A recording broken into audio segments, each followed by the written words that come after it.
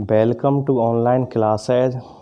सभी छात्र छात्राओं को सुप्रभात, गुड मॉर्निंग। तो आपका बायोलॉजी का पार्ट 3 आनुवांशिकी,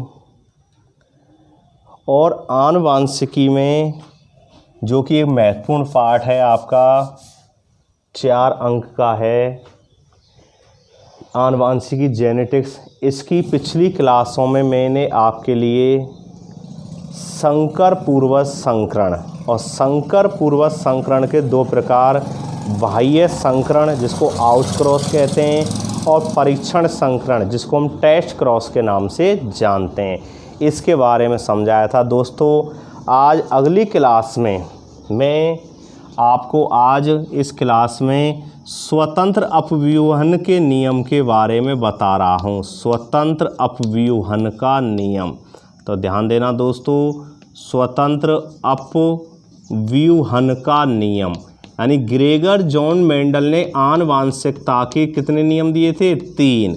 नंबर 1 प्रभावता का नियम, नंबर 2 पृथक्करण का नियम जिसे युग्मकों की शुद्धता का नियम भी कहते हैं, और नंबर 3 है स्वतंत्र अपव्यूहन का नियम। तो 2 नियमों के बारे में मैंने पिछली क्लासों में समझा दिया आपको। तो प्रिय छात्र छात्राओं ध्यान देना, आज एक नया टॉपिक, तीसरा नियम, मेंडल का तृतीय नियम, स्वतंत्र अपव्यूहन का नियम। प्रश्न बनता है स्वतंत्र अपव्यूहन का नियम क्या है, समझाइए। प्रश्न नोट कर लेना नोटबुक में, स्वतंत्र अपव्यूहन का नियम क्या है समझाइए। आई बात समझ में? तो ध्यान देना, लिखना स्वतंत्र अपव्यूहन का नियम। तो देखिए मेंडल का जो यह नियम था, लिखना इसमें मेंडल का यह नियम, ध्यान देना मेंडल का यह नियम, मेंडल का यह नियम, मेंडल का यह नियम द्विसंकर संकरण, मेंडल का यह नियम द्विसंकर संकरण के परिणामों पर आधारित है। आई बात समझ में? मेंडल का यह नियम द्विसंकर संकरण के परिणामों पर आधारित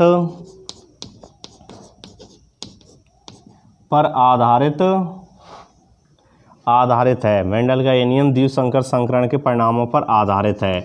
द्विसंकर संकरण आप जानते ही हैं कि वह संकरण जिसमें 2 लक्षणों की वंशानुगति का अध्ययन किया जाता है, यानी वह संकरण जिसमें 2 लक्षणों की वंशानुगति का अध्ययन किया जाता है उसे द्विसंकर संकरण कहते हैं।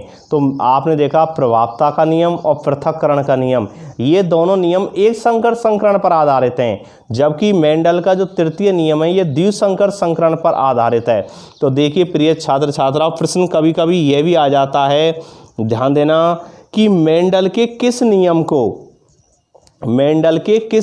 को एक संकर संकरण से नहीं समझाया जा सकता है, उस नियम को समझाइए।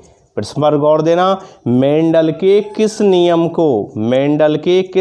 को एक संकर संकरण से नहीं समझाया जा सकता है, उस नियम को समझाइए। यानी मेंडल का ऐसा कौन सा नियम है जिसे एक संकर संकरण से नहीं समझाया जा सकता है? तो कौन सा नियम है दोस्तों? स्वतंत्र अपव्यूहन का नियम, क्योंकि स्वतंत्र अपव्यूहन के नियम को हम एक संकर संकरण से नहीं समझा सकते हैं, इसे द्विसंकर संकरण से समझाना पड़ता है, क्योंकि इसमें 2 लक्षणों की वंशानुगति का अध्ययन किया जाता है। तो वही बात मैंने लिखी है प्रिय छात्र छात्राओं कि मेंडल का ये नियम द्विसंकर संकरण के परिणामों पर आधारित है। आई बात समझ में? आगे बढ़ते हैं। तो ध्यान देना, इस नियम के अनुसार समझना, इस नियम के अनुसार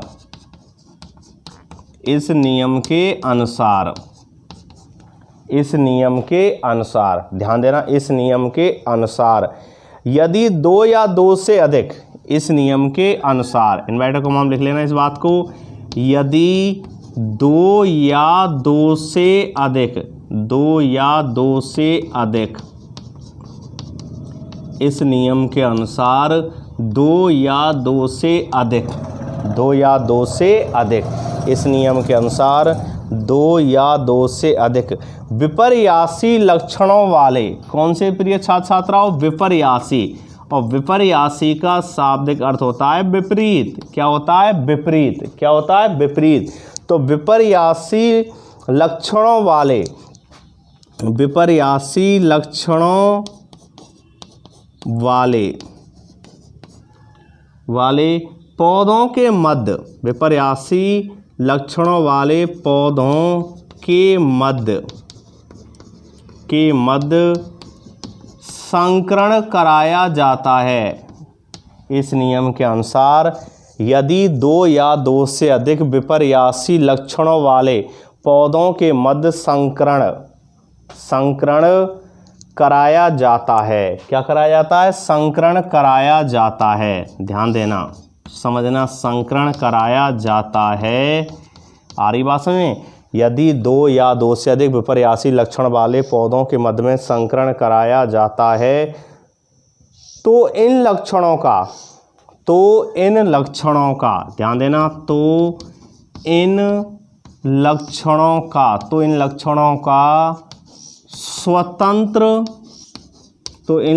का स्वतंत्र क्या होता है? पृथक्करण होता है। क्या होता है? पृथक्करण होता है। तो इन लक्षणों का स्वतंत्र पृथक्करण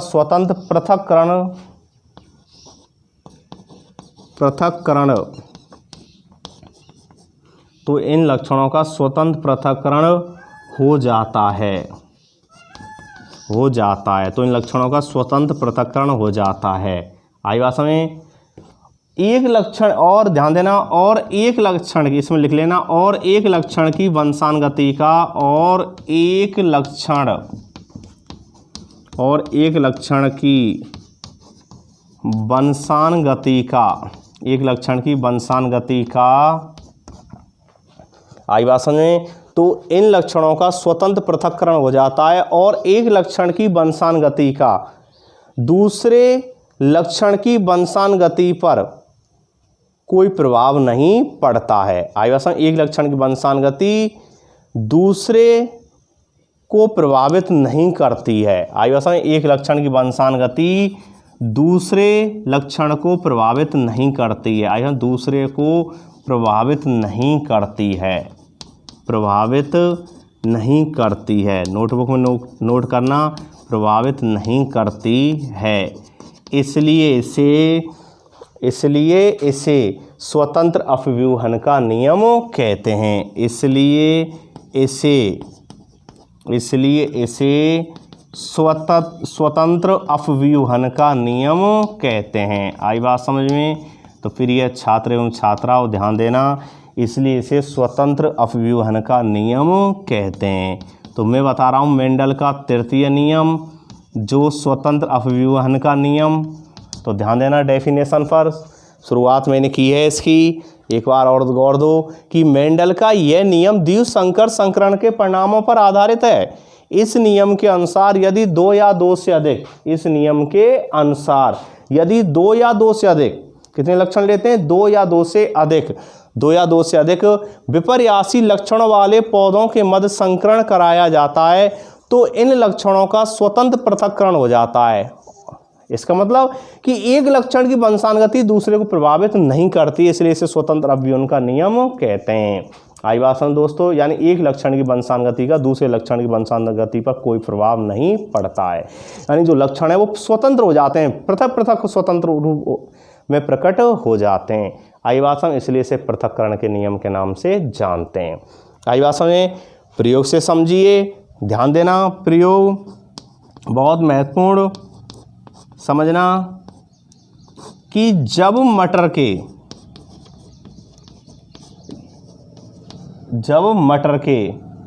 समयुग्मजी, कैसे हैं? समयुग्मजी, दो लक्षण लेंगे इसमें। तो जब मटर के समयुग्मजी पीले, कौन से ले लिए? पीले गोलाकार। आई बात समझे? कितने लक्षण ले रहे हैं? दो। आई बात समझ? एक कौन से लिए? पीले गोलाकार, यानी एक तो हमने ले ली, क्या लिया है, बीज का रंग। अब बीज का रंग कैसा होता है प्रिय छात्र छात्राओं, प्रभावी में पीला और अप्रभावी में कौन सा होता है, हरा। और एक बीज की आकृति, बीज की आकृति में कौन सा होता है, प्रभावी कौन सा होता है, गोलाकार, और अप्रभावी कौन सा होता है, झुर्रीदार। कौन सा होता है, झुर्रीदार।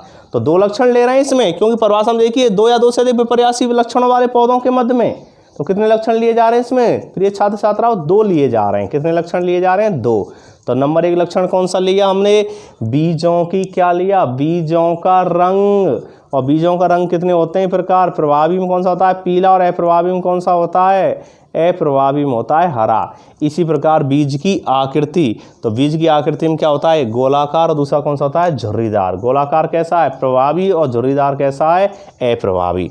ऐसा में जब मटर के समयुग्मजी पीले गोलाकार, तो देखिए पीले किससे प्रेजेंट करते हैं, येलो, यानी येलो माने पीला है, येलो माने पीला, तो कैपिटल वाई और कैपिटल वाई, क्योंकि युग्म लिए जाते हैं इनके। और गोलाकार को आर से, राउंड, आई बात समझ में, आर आर, क्योंकि हमेशा इनके युग्म लिए जाते हैं। आई बात समझ में।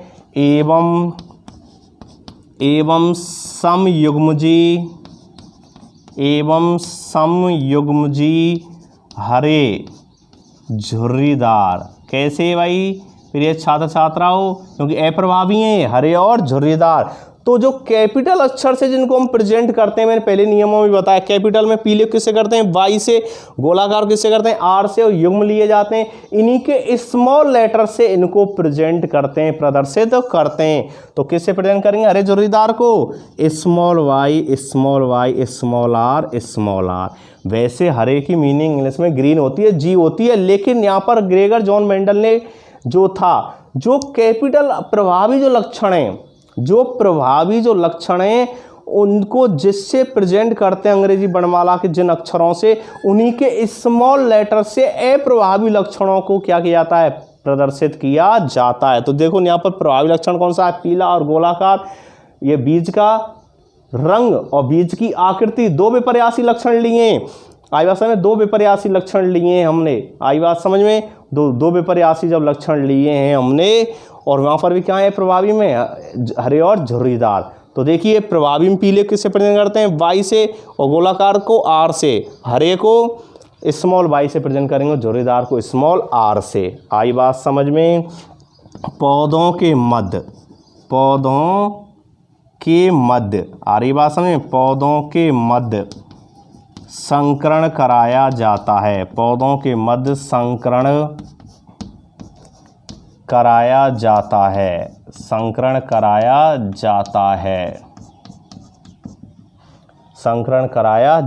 है। तो F1 पीढ़ी में, कौन सी पीढ़ी में प्रिय छात्र छात्राओं, F1 पीढ़ी में। कौन सी पीढ़ी में, F1 पीढ़ी में। आई बात समझ में। तो F1 पीढ़ी में सभी पौधे, कैसे, सभी पौधे, यानी F1 पीढ़ी में सभी पौधे पीले गोलाकार।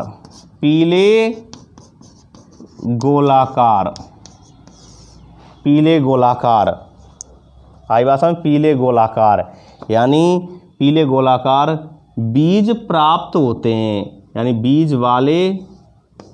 तो प्रथम पीढ़ी में सभी पौधे पीले गोलाकार बीज वाले प्राप्त होते हैं। आई बात समझ, प्राप्त होते हैं। आगे लिखना, जब F1 पीढ़ी के पौधों में स्वपरागण होने दिया, जब F1 पीढ़ी के पौधों में स्वपरागण होने दिया, पौधों में स्वपरागण, क्या प्रिय छात्र छात्राओं, स्वपरागण। परागण दो प्रकार का होता है, स्वपरागण और परपरागण। तो स्वपरागण, स्वयं, परमाने दूसरा। तो F1 पीढ़ी के पौधों में, कौन से में, F1 पीढ़ी के पौधों में स्वपरागण होने दिया।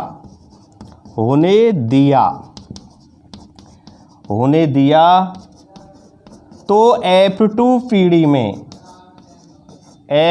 पीढ़ी में F2 पीढ़ी में निम्न प्रकार के पौधे प्राप्त होते हैं। F2 पीढ़ी यानी सेकंड पीढ़ी, F2 पीढ़ी में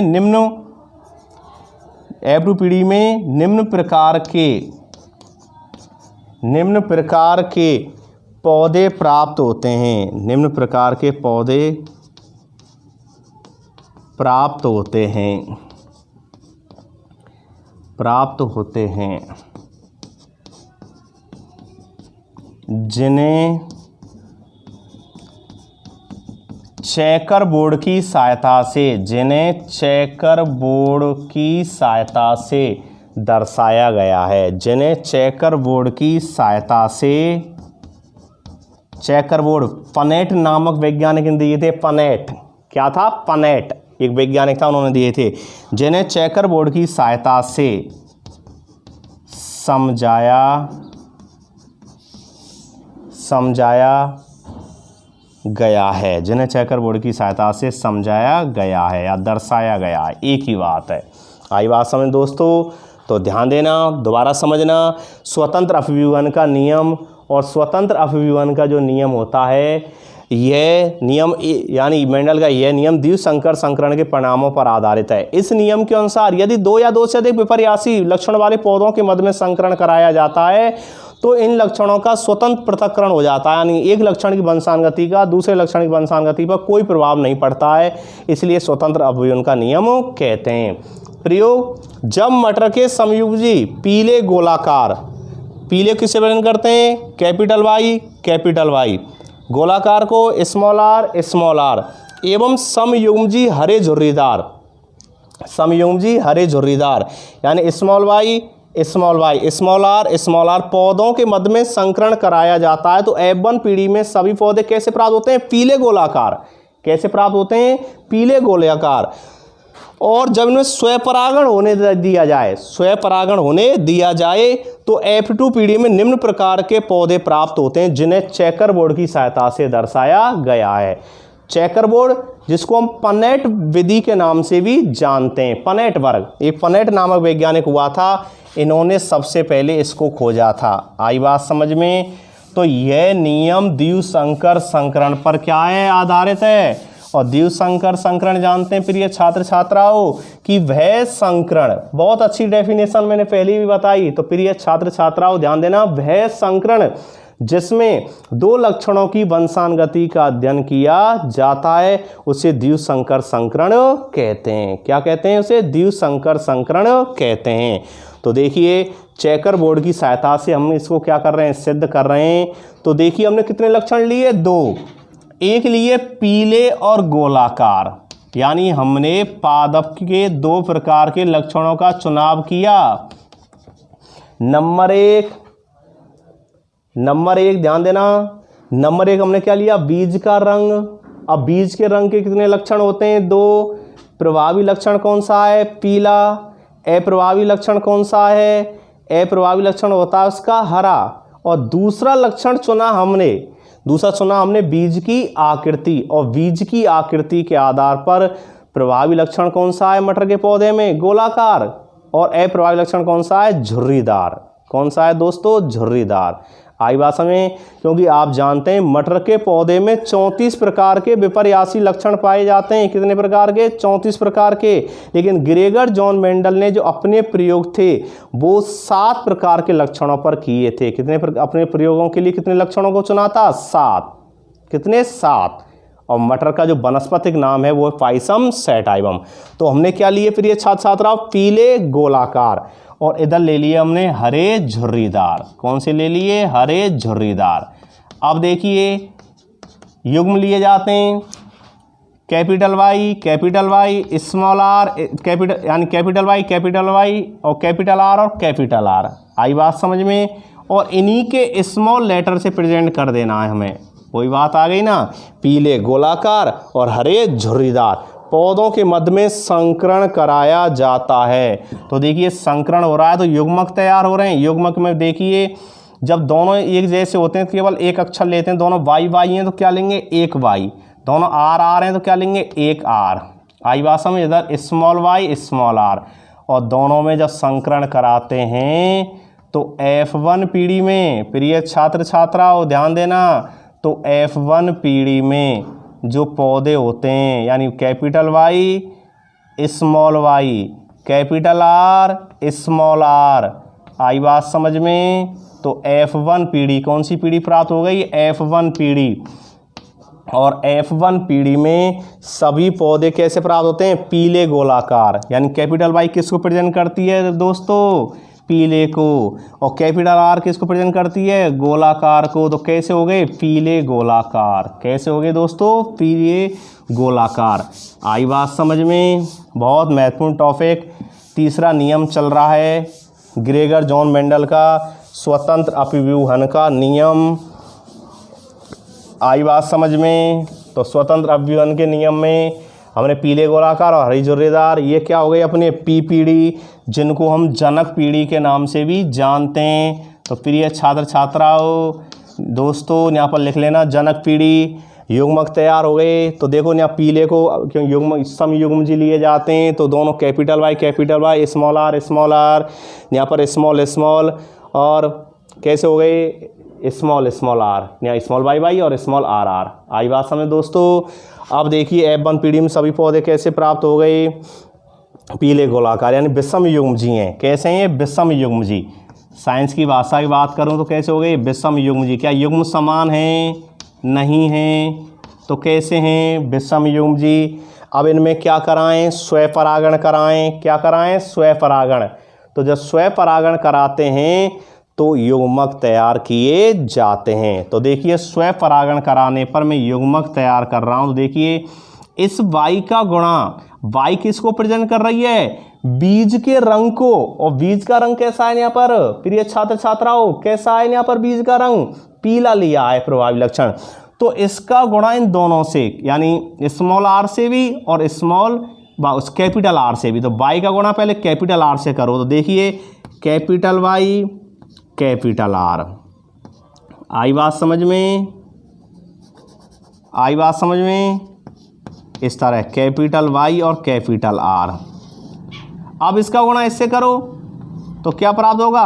कैपिटल वाई और स्मॉल आर। आई बात समझ में? फिर स्मॉल वाई कैपिटल आर, फिर स्मॉल वाई का गुणा स्मॉल आर से, तो स्मॉल वाई स्मॉल आर। तो ये क्या तैयार हो गए? युग्मक तैयार हो गए। क्या तैयार हो गए? युग्मक। युग्मक का मतलब आपस में इनमें क्या कर देना है? क्रॉस कर देना है, गुणा कर देना है। भाई कैपिटल वाई का गुणा पहले कैपिटल आर से, फिर स्मॉल आर से, फिर स्मॉल वाई का गुणा कैपिटल आर से और स्मॉल आर से। तो कैपिटल वाई का गुणा पहले कैपिटल आर से करेंगे तो कैपिटल वाई और कैपिटल आर, इसका गुणा इससे करेंगे तो कैपिटल वाई और स्मॉल आर, स्मॉल वाई का गुणा कैपिटल आर से तो स्मॉल वाई और कैपिटल आर, और इस स्मॉल वाई का गुणा स्मॉल आर से करेंगे तो स्मॉल आर और स्मॉल ही वाई। आई बात समझ में? तो ये हो गए युग्मक। क्या तैयार कर लिए? युग्मक। और स्वपरागण में आप जानते हैं जो स्वपरागण होता है कि स्वपरागण किसे कहते हैं? स्व माने स्वयं। जब किसी पुष्प के परागकण उसी पुष्प की वर्तिका पर पहुंच जाएं तो उसे हम स्वपरागण के नाम से जानते हैं। तो इसमें चेकर बोर्ड बनाना है। तो जो स्वपरागण में उन्हीं को हम क्या मानते हैं? नर, और इन्हीं को क्या मानते हैं? मादा। और मैंने आपको पहले बताया था, ध्यान देना प्रिय छात्र एवं छात्राओं, कि जो नर होते हैं क्या होते हैं? नर। नर को कौन सी पंक्तियों में लिखते हैं? क्षैतिज। कौन सी पंक्तियों में लिखते हैं? क्षैतिज। आई बात समझ में? क्षैतिज लाइनें किन्हें कहते हैं? जो बाएं से दाएं खींची जाती हैं उन्हें हम क्षैतिज के नाम से जानते हैं। इस तरह बाएं से दाएं कौन सी हो गई दोस्तों? ये क्षैतिज लाइनें हो गई। कौन सी हो गई? क्षैतिज लाइनें। और ऊपर से नीचे खींची जाती हैं वो कौन सी हो गई? लंबवत हो गई। कौन सी हो गई? लंबवत। तो मैंने आपको बताया था कि क्षैतिज लाइनों में किसको रखते हैं? नर युग्मक को। और नर युग्मक का प्रतीक क्या है? ओ, और इसमें क्या लगा देते हैं? तीर का चिन्ह। और मादा का क्या है? O plus. आई बात समझ में? आई बात समझ में? अब देखो इधर इन्हीं युग्मकों को लिख देते हैं क्यों? नर स्वपरागण करना है तो capital Y capital R, capital Y small R, small R capital small Y capital R, small Y small R, और इधर मादा लिख देने, ये लिख देते हैं, सेम इन्हीं को लिख देते हैं भाई, यही नर युग्मक है और यही मादा युग्मक है, क्योंकि स्वपरागण कराना है। क्या कराना है इनके मध्य में? स्वपरागण। तो देखो capital Y capital R, capital Y small R, small Y capital R, small Y small R. अब इनका स्वपरागण कराना है, स्वपरागण मतलब क्रॉस कराना है, गुणा कराना है। तो देखिए कैपिटल वाई इसका गुणा इसके साथ, यानी इसका यानी कैपिटल वाई और आर का गुणा इन चारों युग्मकों के साथ, फिर इसका गुणा इन चारों के साथ, इसका गुणा इन चारों के साथ और इसका गुणा इन चारों के साथ। तो गुणा करते हैं तो देखिए इसका गुणा इसके साथ, तो देखो capital Y capital Y, capital R capital R, capital Y capital Y capital Y और कैपिटल आर स्मॉल आर। अब इसका गुणा इसके साथ कैपिटल स्मॉल, कैपिटल आर, इसका गुणा इसके साथ कैपिटल स्मॉल, कैपिटल स्मॉल। अब इस युग्मक का, इस मादा युग्मक का गुणा इन चारों के साथ, तो देखो capital capital capital small, capital capital small small, capital Y small Y, capital R small R, capital Y small Y, small R. अब गुणा इस यानी कैपिटल स्मॉल और कैपिटल आर। अब इसका कैपिटल स्मॉल कैपिटल स्मॉल, अब इसका कैपिटल वाई वो small Y, capital R small small, capital R small R. अब स्मॉल वाई का गुणा तो capital Y small capital small, capital small small small R, small Y capital R small R और capital Y वो small Y small R, इस तरह लिख देते हैं। आई बात समझ गो दोस्तों? तो ध्यान देना, समझना। अब इनका हम क्या निकालते हैं? लक्षण प्रारूप निकालते हैं। क्या निकालते हैं? लक्षण प्रारूप। तो देखो पीला गोलाकार कैसा हो गया? पीला गोल हो गया, ठीक है ना। ये कैसा है? पीला गोल, क्योंकि पहला अक्षर देखते हैं लक्षण प्रारूप में, तो पहला अक्षर कौन सा है? बाई में देखो कैपिटल और आर में देखो तो कैपिटल, तो पीला गोल, क्योंकि आर किसको प्रेजेंट करता है? कैपिटल गोल को, और वाई किसको प्रेजेंट करती है? पीले को। तो यहाँ पर देखो पहला अक्षर कौन सा है? आर, वो वाई है। वाई कैसा है? कैपिटल, तो किसको प्रेजेंट कर रहा है? पीला। आर गोल, क्यों? कैपिटल है। इधर भी देखो पीला गोल। अब देखो यहाँ कैपिटल वाई है, कैपिटल वाई किसको प्रेजेंट कर रही है? पीले को। पीला गोल, पीला झुर्रीदार, तो स्मॉल आर है और स्मॉल आर किसको प्रेजेंट कर रहा है? झुर्रीदार को। पीला गोल, पीला और आर कैसा है? स्मॉल, तो कैसा हो गया? झुर्रीदार। यहाँ देखो पीला गोल, पीला गोल। अब देखो स्मॉल वाई किसको प्रेजेंट करता है? हरे को। कैपिटल आर किसको प्रेजेंट करता है? गोल। तो कैसे हो गए? हरे गोल। कैसे हो गए? हरे गोल। ये कैसा हो गया? ये भी कैसा है? हरा और गोल, हरा गोल या हरे गोल। आई बात समझ में? ये देखो कैपिटल वाई किसको प्रेजेंट करती है? पीले को, तो पीला। और कैपिटल आर किसको प्रेजेंट करता है? गोल को। क्यों? लक्षण प्रारूप में हम कौन सा अक्षर देखते हैं? पहला, किसी सजीव की बाह्य प्रतीति को क्या कहते हैं? लक्षण प्रारूप। किसी सजीव की बाह्य प्रतीति क्या कहलाती है? लक्षण प्रारूप। और किसी सजीव की आनुवांशिक रचना क्या कहलाती है? जीन प्रारूप। क्या कहलाती है? जीन प्रारूप। तो इसमें देखो पहला अक्षर कौन सा है? वाई, तो कैसा हो गया? पीला। अब आर में देखो, आर में कैसा है? पहला अक्षर स्मॉल, तो कैसा हो गया? स्मॉल अक्षर किसको प्रेजेंट कर रहा है? झुर्रीदार को। तो क्या हो गया? पीला झुर्रीदार,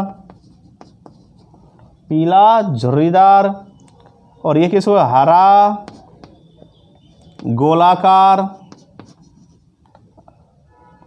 हरा गोल। और ये देखो स्मॉल वाई किसको प्रेजेंट करती है? हरा को। और स्मॉल आर ये झुर्रीदार को। आई बात समझ में? तो ये आपका क्या, यानी स्वतंत्र अपव्यूहन का जो नियम है, स्वतंत्र अपव्यूहन का क्या है? जो नियम है उसमें आपका ये क्या तैयार हो गया, चेकर बोर्ड तैयार हो गया। कुल हमें 16 पौधे प्राप्त हुए। अब 16 पौधों का जब हम लक्षण प्रारूप निकालते हैं तो देखिए लक्षण प्रारूप में, लक्षण प्रारूप अनुपात में, तो ध्यान देना एक जैसे लक्षण वालों को एक तरफ लिख देना। तो देखो पीला गोल 1 2, पीला गोल 3 4 5 6 7 8 और 9। तो पीले गोल कितने हो गए, 9 अनुपात, पीले गोल कितने हो गए, 9 हो गए। अब देखिए 9 हुए नहीं हुए, 1 1 2 3 4 5 6 7 8 और 9 हुए नहीं हुए, 9। अब देखो क्या बचा, पीला झुर्रीदार। तो देखिए पीला झुर्रीदार कितने, 1 2 और कितने हो गए, 3। तो क्या अनुपात आ गया, 3। फिर अनुपात लगाना, फिर हरे गोल भी कितने हो गए, 3। तो अनुपात 3। और लास्ट में क्या बचा, एक हरा और झुर्रीदार। तो क्या आ गया, अनुपात 1। तो क्या हुआ, 9 अनुपात 3 अनुपात 3 अनुपात 1। 9 पौधे कैसे हैं, पीले गोल। 3 कैसे हैं, 3 है अपने पीले और झुर्रीदार। 3 कैसे हैं, हरे और गोल। और 1 कैसा है, हरा और झुर्रीदार। जबकि जीन प्रारूप देखते हैं तो जीन प्रारूप इसका आता है, ध्यान करना, जीन प्रारूप आता है, इसकी ये ट्रिक्स है 12 24 12 24 12 12 1 12 24 12 12 1। और इनके मध्य में क्या लगा देना, अनुपात लगा देना। क्या लगा देना, अनुपात। तो क्या निकल के आ गया जीन प्रारूप, 1 अनुपात 2 अनुपात 2 अनुपात 4 अनुपात 1 अनुपात 2 अनुपात 1 अनुपात 2 और अनुपात 1। कुल पौधे कितने हो गए, 16 हो गए। तो 12 24 12 12 1, इससे याद कर लेना 12 24 12 12 1, एक उसका हो गया जीन प्रारूप। तो देखिए 12 24 12 12 इस प्रकार क्यों लिखें, तो देखो कैपिटल वाई, इस कैपिटल आर, ऐसे पौधे कितने नज़र आ रहे हैं आपको, इसमें केवल ऐसे पौधे आपको एक ही नज़र आएगा। तो देखो कैपिटल वाई 1 हो गया। अब आगे चलिए कैपिटल वाई और इस कैपिटल आर और स्मॉल आर, ऐसे पौधे कितने नज़र आएंगे आपको, 2 नज़र आ रहे हैं। कितने नज़र आ रहे हैं, 2। आई बात समझ में, अनुपात। फिर 2 है, तो देखिए 2 कौन कौन से नज़र आ रहे हैं, एक तो ये नज़र आ रहा और एक नज़र ये आ रहा। आई बात समझ में, एक नज़र तो ये आ रहा है और एक नज़र ये आ रहा है। आई बात समझ में। अब चलिए capital Y small Y, capital R, तो ऐसे कितने नज़र आएंगे आपको, ऐसे भी हमको 2 पौधे नज़र आ रहे हैं। कितने पौधे नज़र आ रहे हैं, 2। आई बात समझ में। तो एक पौधा तो ये नज़र आ रहा है हमको और एक पौधा देखिए कहाँ पर है अपना, ये रहा नज़र आ रहा है। आई बात समझ में। अब देखिए कैपिटल वाई और स्मॉल वाई, अनुपात लगा देना, capital Y small Y, capital R और स्मॉल आर, ऐसे पौधे, यानी ये 1 हो गया, ये 2 हो गए, ये 2 हो गए और ये कितने नज़र आ रहे हैं, 4। 1 2 3 और 4, कितने पौधे नज़र आ रहे हैं, 4। आई बात समझ में, आई बात समझ यहाँ तक। अब देखिए यानी ये कैपिटल वाई स्मॉल आर, ऐसे कितने पौधे नज़र आ रहे हैं आपको, एक ही नज़र आ रहा है, यही पौधा नज़र आ रहा है। आई बात समझ में। अब चलते हैं आगे, देखिए स्मॉल वाई, अनुपात लगा देना, स्मॉल वाई, कैपिटल आर, कितने पौधे नज़र आ रहे हैं आपको, 2। एक तो ये नज़र आ रहा है आपको, ठीक है ना, एक नज़र ये आ रहा है आपको और एक देखना, यानी एक पौधा नज़र आ रहा है। आई बात समझ में, ध्यान देना, कितने नज़र आ रहे हैं, 1। आई बात समझ में, तो 12 24 12, ठीक है ना, यानी capital small Y, capital R. आई बात समझ में।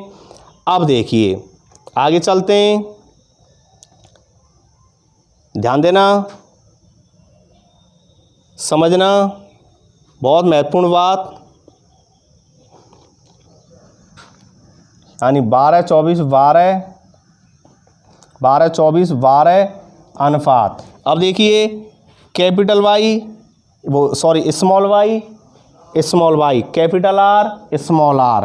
तो देखिए capital small small capital R small R, कितने नज़र आ रहे हैं? एक, यही नज़र आ रहा है आपको। आई बात समझ में? और एक नज़र ये आ रहा है। आई बात समझ में? ठीक है ना? आई बात समझ में? तो 12 24 12 12 1, 12 24 12 12 1। आई बात में? 12 24 12 12 1, ठीक है ना? आई बात समझ में? 12 24 12 12 1। बहुत महत्वपूर्ण बात आपकी ये टॉपिक, स्वतंत्र अपव्यूहन का नियम। आई बात समझ में? स्वतंत्र अपव्यूहन का नियम जो चल रहा है। तो देखिए capital R capital R capital R capital R capital R by capital R capital are. दूसरा हो गया कैपिटल, और अपने कौन से हो गए? Capital capital. इस हिसाब से 12 24 12 12 1 आते हैं कुल अपने जो होते हैं। लास्ट में वाई वाई और आर आर रह जाता है, ठीक है ना? तो इस तरह अनुपात निकाल लेना, 12 24 12 12 1 आता है। आई बात समझें? तो लक्षण प्रारूप कितना हो गया दोस्तों? इसमें लक्षण प्रारूप होता है 3 अनुपात 9 अनुपात 3 अनुपात 3 अनुपात 1, और जीन प्रारूप क्या होता है? 12 24 12 12 1। इसे बोलते हैं स्वतंत्र अपव्यूहन का नियम, क्योंकि इसमें युग्मक क्या होते हैं? पृथक पृथक हो जाते हैं। क्या हो जाते हैं? युग्मक पृथक पृथक हो जाते हैं। आई बात समझ में? तो ये हो गया 12 24 12 12 1, ठीक है ना? तो ये हो गया स्वतंत्र अपव्यूहन का नियम। नेक्स्ट अगले टॉपिक के साथ मिलते हैं अगली क्लास में। ओके।